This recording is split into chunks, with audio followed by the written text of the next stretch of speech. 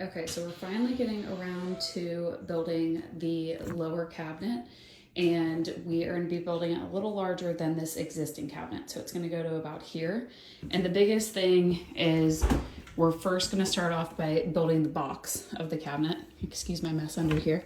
So it'll just be kind of one big box, except for we are going to have it in sections because we're going to have a door over here, a door over here, and then two doors here. So let me walk you through how we build the box.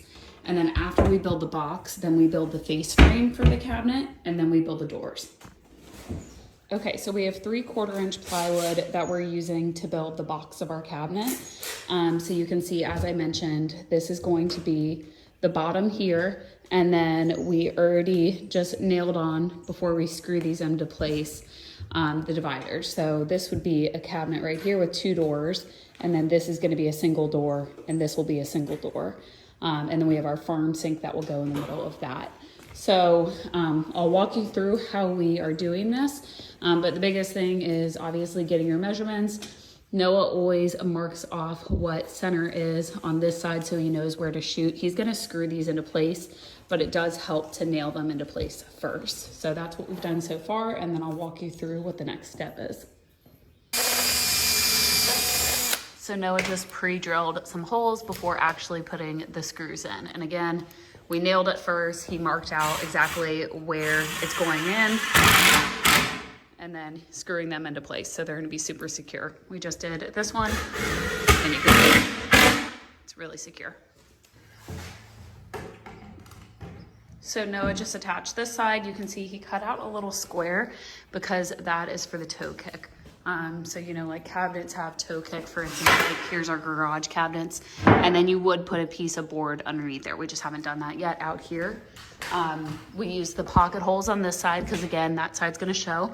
So you can see it's super clean here for anything that would be visible. But over here, he's just shooting it into place, and then he can screw on that side. Okay, so the next step is going to be adding stretchers to this to give the top and the back support. So we're gonna be pouring concrete countertops for the top, and like I said, we're gonna have a farm sink, but we need it obviously to have more support than this. So we're gonna have a stretcher, which is just a piece of wood that's gonna go on the back here, and then we're also gonna have a stretcher that goes right here on this side and here, and that just keeps the cabinet together. You could have a whole back to this cabinet, so a whole piece of wood, but honestly, that's just kind of like up to you or your choice. Like you'll see, for instance, our cabinets in the garage have a stretcher right down here, and that just kind of holds the whole cabinet, the back of it, together. It is worth noting though, when you're building like nice cabinets for like a kitchen, you would definitely have a back to it. You would not do a stretcher. This is just our preference, and we wanted to save on money, and that's an easy way to cut cost.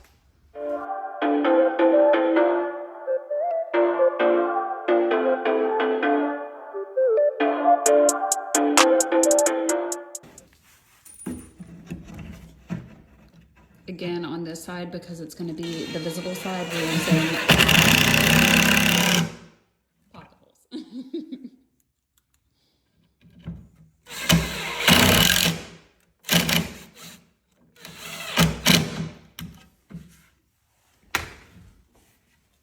And then we're going to do 2 stretchers for better support. All right, so then Noah just marked out exactly where he's gonna put 2 pieces of wood, which is also known as cleats, because that is what the farm sink is going to sit on for support.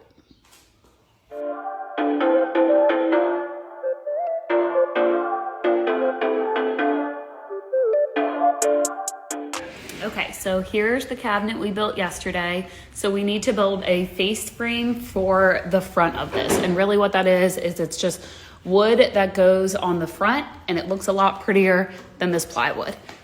So we are gonna be doing a door, and then this is gonna be a drawer, door, and then drawer. And then these are gonna be 2 small cabinets because the farm sink will be right here. Okay, so here is the cabinet. This is the color that I painted it that I just am not liking. It was a bear color, and I don't know, I guess to me the swatch kind of had like a little bit of a gray tone. I feel like now that it's on the cabinet, the lighting's kind of hard, but it kind of looks like very olive to me. and I'm not picking up like very much gray. So it's just like a little too green for what I was going for.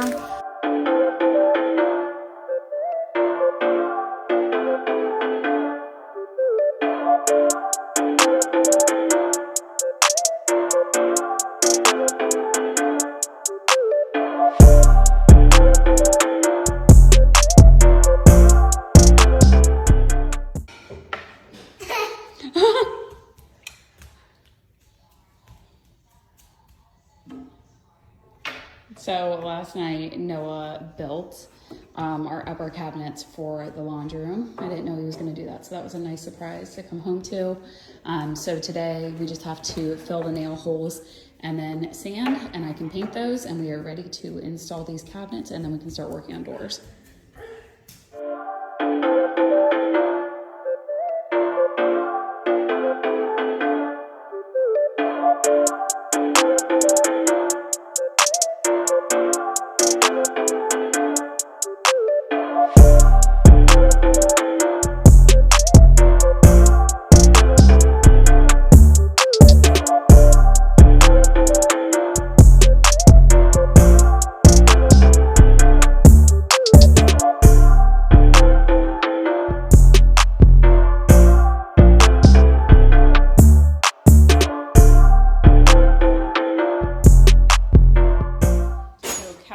Installed. Noah just put a level on here to make sure that it's level, and then you'll see he like marked out where all the studs are, so he knows that's where he needs to drill to make sure that he's attaching the cabinet. Like for instance right here, you can see we just attached it to the wall there. All right, so we are going to hang the uppers. Noah has some pocket holes. These are the bottoms of the cabinets, and he just has screws in them so that we can hang them, and the screws are already ready to go and we can drill them into the wall.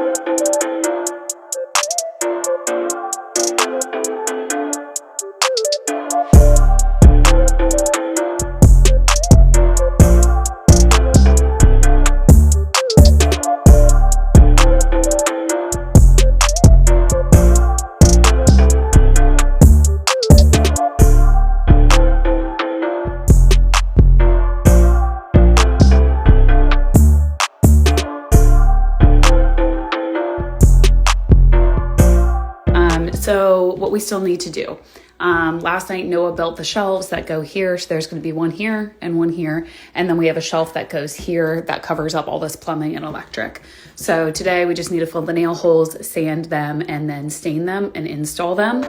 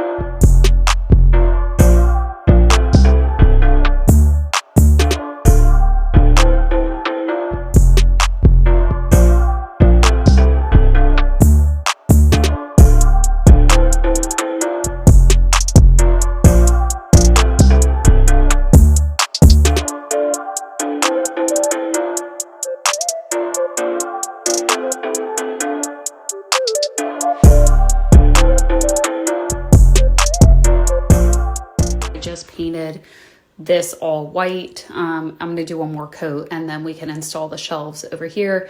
And then I'm going to paint some crown tonight while Noah works on the doors. But in the meantime, as I'm waiting for paint to dry, literally, I'm going to clean because this is the reality of the situation. When we do DIY projects, I have like dust all throughout my house. So cabinets are sanded. You can see like Noah just sanded the Bondo out so the pocket holes are filled. I always start with painting the back of the cabinets first just to make sure my paint consistency is good. So I'm gonna start priming them, and then after a coat of primer, once that dries, I'll be able to do the actual color that is gonna be on the cabinets. I'll do 2 coats of that and then I'll flip them and start the front.